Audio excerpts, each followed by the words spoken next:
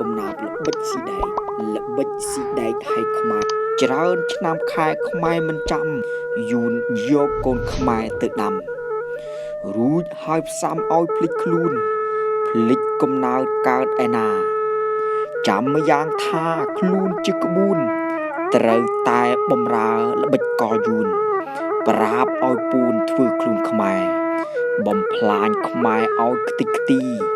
ឲ្យវក់វីឥតថ្ងៃប្រែធ្វើឲ្យកើតទុកឥតលហែមិនស្គាល់ខ្មែរនឹងខ្មែរឡើយរៀនឲ្យស្គាល់ចរិតខ្មែរចង់អ្វីដែលដាក់គុំស្បើយព្រោះគេបានស្គាល់យើងហើយនេះចម្លើយខ្មែរត្រូវដឹងខ្មែរត្រូវចងចាំថាដែករស់នៅឯបដែកជាដំណឹងរស់នៅជាមួយគ្នាស៊ីអញ្ចឹងបើមិនប្រឹងយើងនឹងខ្សែច្រេះយូនជាងពាក់កណ្ដាលខ្មែរគ្រប់ប្រានគុំក្រឡៃត្រូវសម្អាតច្រេះយប់ថ្ងៃដោយវិន័យខ្មែរសាមគ្គីជាតិជាបេះដូងសាច់ឈាមច្រេះយូនទៀមគ្មានប្រណី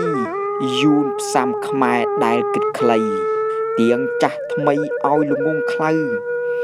មិនចេះចាំប្រវត្តិសាស្ត្រខ្លួនត្រូវបានយូនជូនជន់ខ្មៅធ្វើលេក់លក់ក្បត់ជាតិឆៅដោយជួនខ្លៅកាន់អំណាចទៀងនេះច្រេះដែលយូនផ្សំ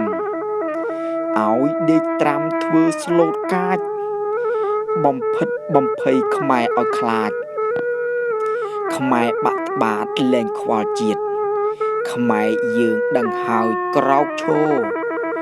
ការពារអង្គរគុំនៅទៀតបើយើងនៅតែចោលមួយសៀតច្រេះយូនឆ្លៀតស៊ីបន្តខ្មែរក្រោកឡើងដេញច្រេះយូនដែលនៅពួនចាំចកខ្មែរយើងយ៉ាងច្រើនដំណកើតវឹកវរដោយសារច្រេះសូមបងប្អូនពុកម៉ែទាំងអស់ជួយចុច like និងចុច share វីដេអូនេះសូមអរគុណ